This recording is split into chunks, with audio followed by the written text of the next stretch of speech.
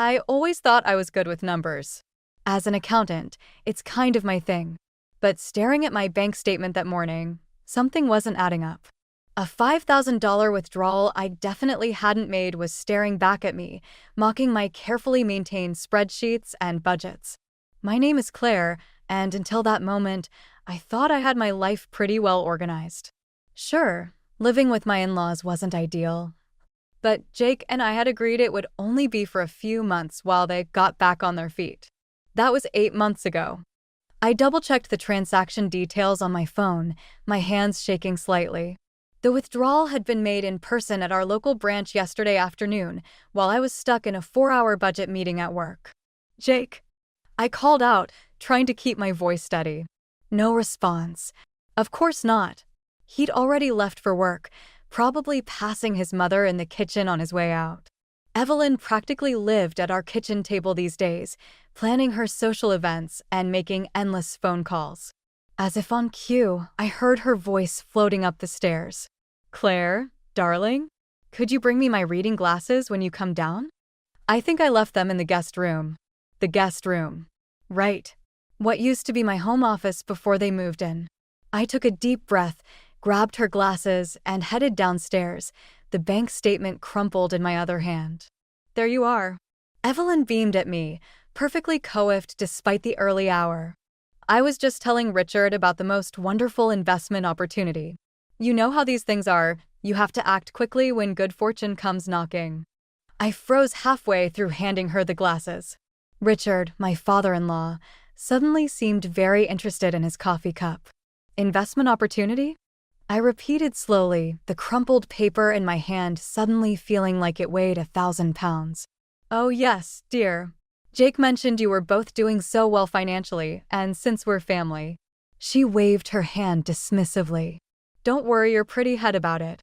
Jake handled everything yesterday. The room started spinning slightly. Jake had given his parents access to our joint account, the one where I deposited my entire salary every month. The one we'd been using to save for our own house. Without even asking me. I need to make a phone call, I managed to say, turning around before Evelyn could see my face. As I climbed the stairs, I could hear her chattering away to Richard about some charity gala she was planning to host. In my house, no doubt. My hands weren't shaking anymore as I reached for my phone. They were perfectly steady as I dialed Jake's number, a strange calm settling over me. This wasn't just about money anymore. This was war. Jake never picked up his phone that morning. Instead, I got a text around noon. Sorry, honey, crazy day at work. We'll talk tonight. I was sitting in my car outside my favorite coffee shop where I'd agreed to meet Mia for lunch. My hands gripped the steering wheel so tight my knuckles turned white. 8 unanswered calls and all I got was a text. You look like you're about to commit murder, Mia said, tapping on my window. Come on, I got us a table in the back. Inside, over steaming cups of coffee, I told her everything. The mysterious withdrawal, Evelyn's casual mention of an investment opportunity, Jake's silence. Mia's expression darkened with each detail. So let me get this straight, she said, setting down her cup with a sharp click. Your mother-in-law is redecorating your guest bathroom with gold fixtures while using your money? I blinked. What? You haven't seen the delivery guys? They were at your house this morning when I drove by. I thought you knew.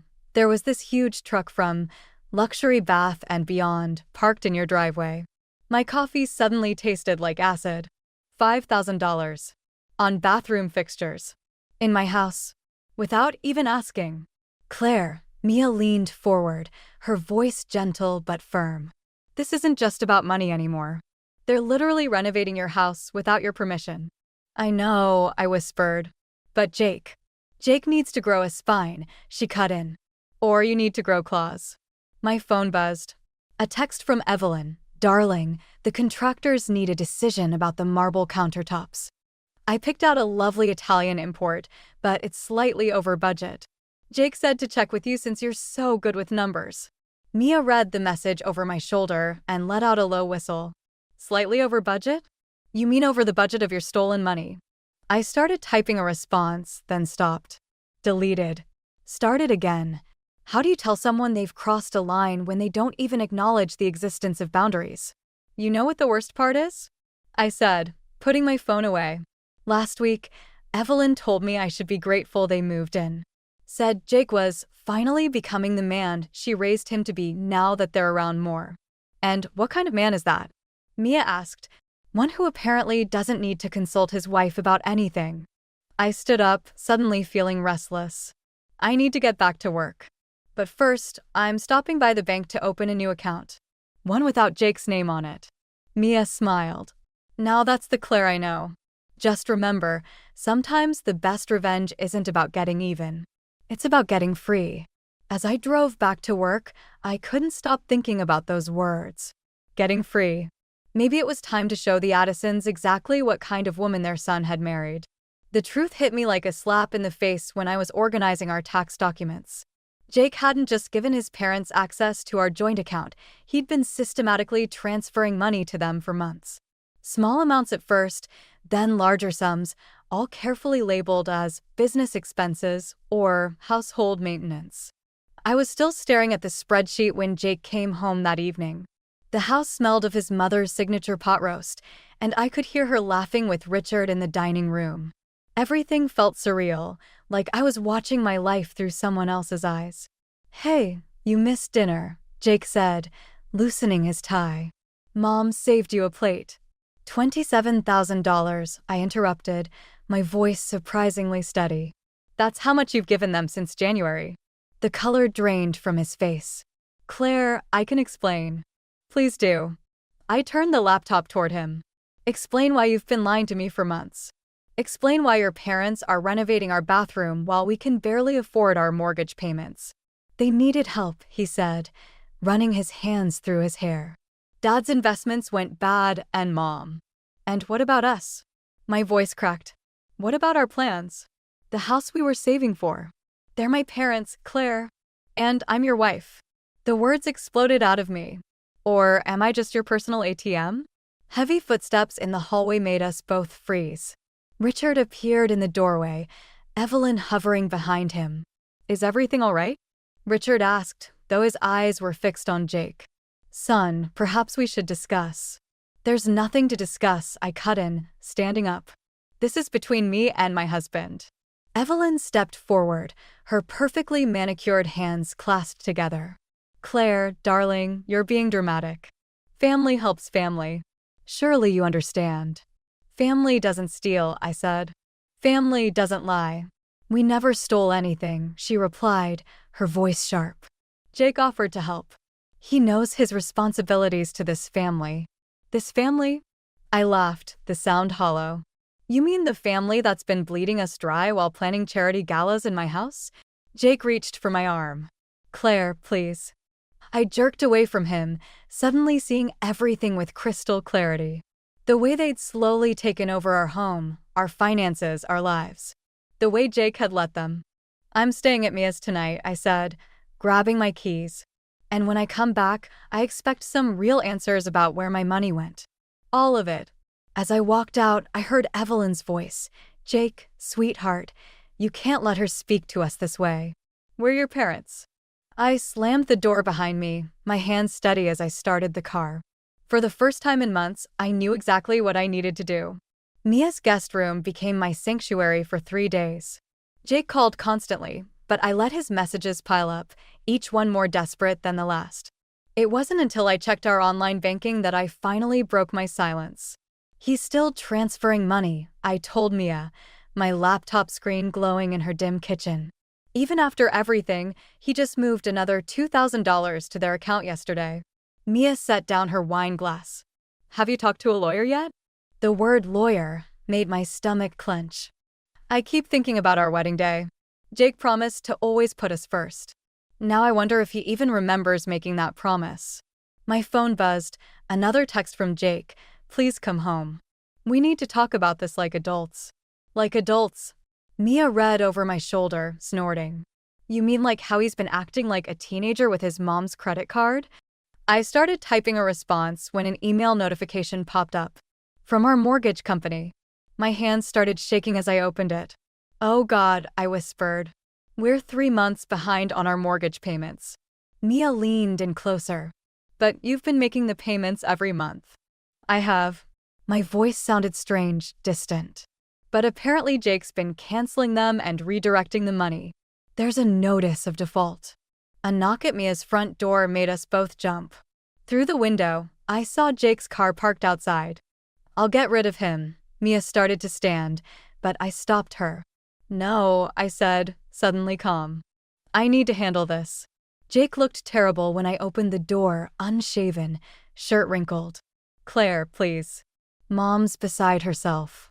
Dad's talking about moving out. The mortgage, Jake? My voice was barely a whisper. You've been stealing our mortgage payments? He flinched.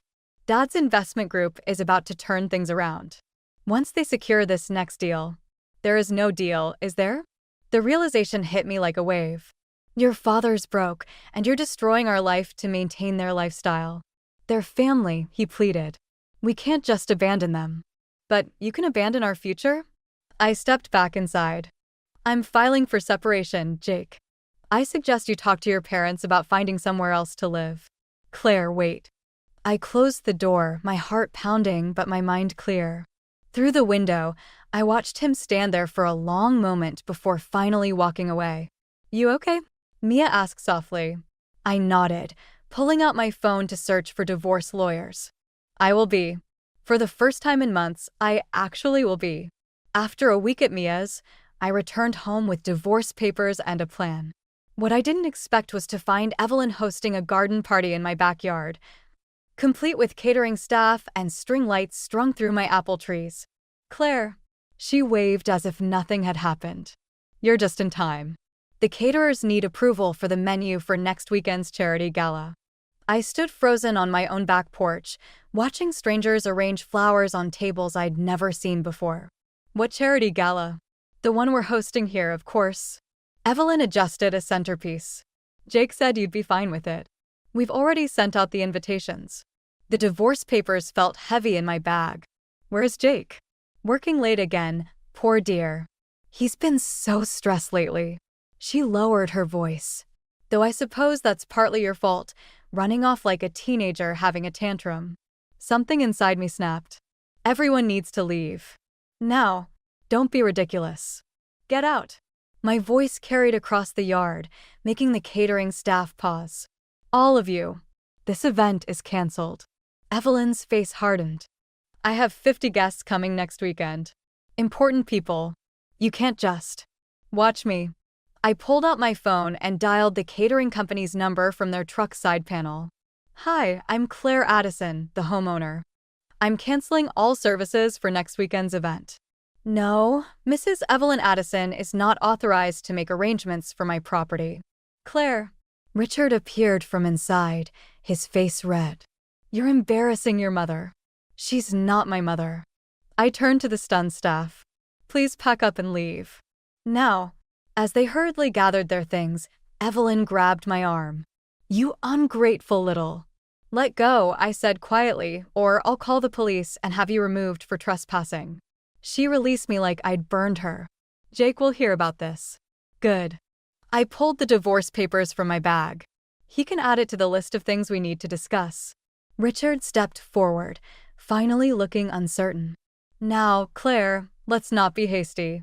You have until tomorrow to find somewhere else to stay. I walked into my house, and started up the stairs. I suggest you start packing. This isn't over. Evelyn called after me. You're right, I said, not turning around. It's just beginning. In my bedroom, I could hear them arguing downstairs, could hear the catering trucks pulling away. My hands were shaking, but not from fear. For the first time since this nightmare began, I felt powerful. My phone buzzed, Jake calling again. This time, I answered. We need to talk, I said before he could speak. And this time, I'm doing the talking. Jake came home late that night, but he wasn't alone. The entire Addison family clan filled my dining room, aunts, uncles, cousins I'd never met. Evelyn sat at the head of my table like a queen holding court. Claire, Jake said, his voice strained. Mom thought we should have a family meeting. Family meeting? I looked around at the strangers in my house. Or an intervention? Evelyn smiled, that practiced, perfect smile that never reached her eyes. We're all concerned about your recent behavior, dear. The canceled charity gala, the threats, the divorce papers. Which you had no right to tell anyone about, I cut in, looking at Jake. His cousin Sarah, whom I'd never met, reached for my hand. We just want to help. Family stays together. I pulled away. You don't even know me. But we know Jake, Richard said. And this isn't like him. The missed payments, the stress, it all started when you began pushing back against family obligations. My laugh sounded hollow even to my own ears. Family obligations? Is that what we're calling financial abuse now? Nobody's abusing anyone, Jake insisted. Mom and Dad needed help. So you stole from our mortgage payments? The room went quiet. Did you tell them that part, Jake? Did you tell your whole family how you've been secretly funneling money to your parents while our house is about to go into foreclosure? Evelyn's smile faltered. Jake assured us you were both doing very well financially. We were, I said. Until you moved in. Now, Claire, Richard started, but I'd had enough. I pulled out my phone and opened my banking app. Would everyone like to see exactly how well we're doing? Here's our mortgage statement. Here's Jake's secret transfers. Here's the credit card debt he's been hiding. That's enough. Jake slammed his hand on the table. No, it's not enough. I turned to the shocked faces around the table. You all want to talk about family? Fine. Let's talk about how your perfect Jake and his wonderful parents have nearly bankrupted us. Let's talk about. The slap caught me off guard. Evelyn stood there, hand still raised, her face twisted with rage. You ungrateful little witch. After everything we've done for you. The room erupted in chaos. Jake's relatives started talking all at once, some defending Evelyn, others looking horrified. Through the noise, I locked eyes with Jake, waiting for him to say something, do something. He looked away. Get out, I whispered, then louder. All of you, get out. Claire, Jake reached for me. Don't. I stepped back, my cheek still stinging. Just don't. As I walked upstairs, I could hear Evelyn organizing the family, making plans, taking control. Again. But this time, something was different. This time, I was done playing nice. I spent the night gathering documents, bank statements, mortgage papers, credit card bills. By morning, I had a clear picture of exactly how much damage the Addisons had done. When Jake finally came to our bedroom, I was ready. We need to talk, he said, hovering in the doorway. About how you've been lying to everyone? I spread the papers across our bed. Your parents aren't just broke, are they? They're in debt. Serious debt. His face crumpled. Claire, please. How bad is it, Jake? Because these credit card statements show you've been paying for everything. Their cars, their vacations, even their country club membership. They'll pay it back, he insisted. Dad's investment. There is no investment. I threw a handful of bounce check notices at him. Your father's been writing bad checks for months. And you've been covering for him by draining our accounts. Jake slumped against the wall. You don't understand. Mom and Dad gave me everything growing up. I owe them. You owe me. My voice cracked. I'm your wife. We built this life together, and you threw it all away for what? To maintain your mother's delusions. Their family. And what am I? The silence stretched between us like a chasm. Downstairs, I could hear Evelyn's voice, probably planning another party we couldn't afford. I can't choose, Jake whispered. You already did. I pulled out one final document, my separate bank account statement. I've moved my salary to a new account. I'm not funding their fantasy life anymore. You can't do that. Watch me. I stood up, suddenly feeling lighter. I've also called a realtor. The house goes on the market next week. Mom will never. Your mother has no say in this. Neither do you anymore. I handed him the divorce papers. I've already signed my part. Jake stared at the papers, his hands shaking. If you do this, if you make me choose. I'm not making you choose, Jake. I'm choosing myself. A commotion downstairs made us both turn. Evelyn appeared in the doorway, her face red with anger. What's this about selling the house? She demanded. Jake, tell her she can't. The house is in my name, I cut in. I bought it before we were married. You all seem to have forgotten that. But we're family. Evelyn's voice rose hysterically. No, I said quietly. We're not. We never were. I walked past them both, down the stairs, and out the front door. Behind me, I could hear Evelyn's shrill voice, Jake's protests, but they sounded distant, unimportant. In my car, I took a deep breath and started the engine. It wasn't the revenge I'd originally wanted, but something better, freedom.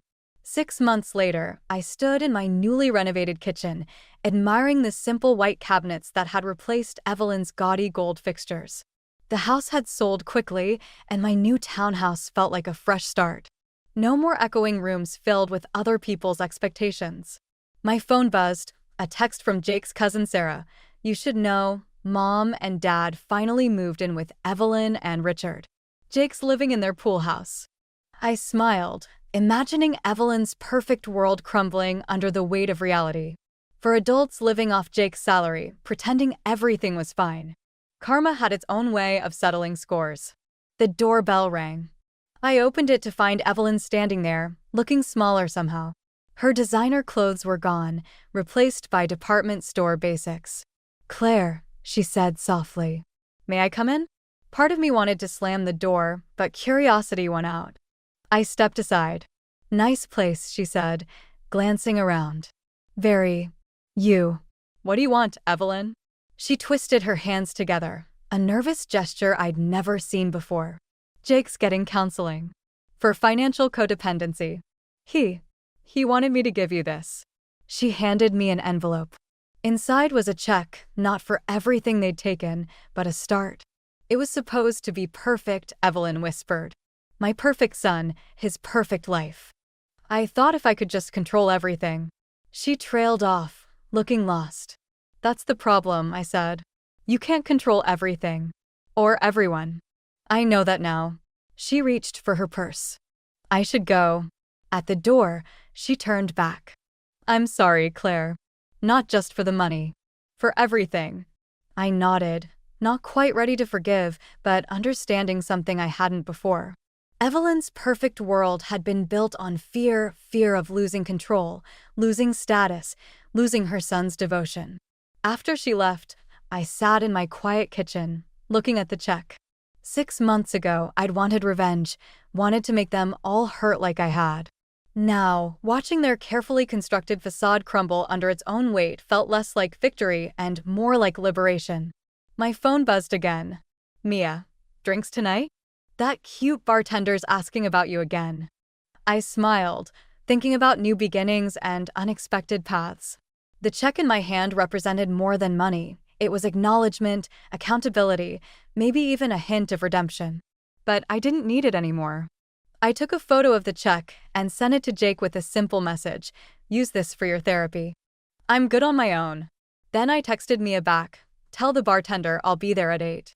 Sometimes the best revenge isn't about getting even. It's about getting free. I stood in our living room, staring at the empty space where my grandmother's antique light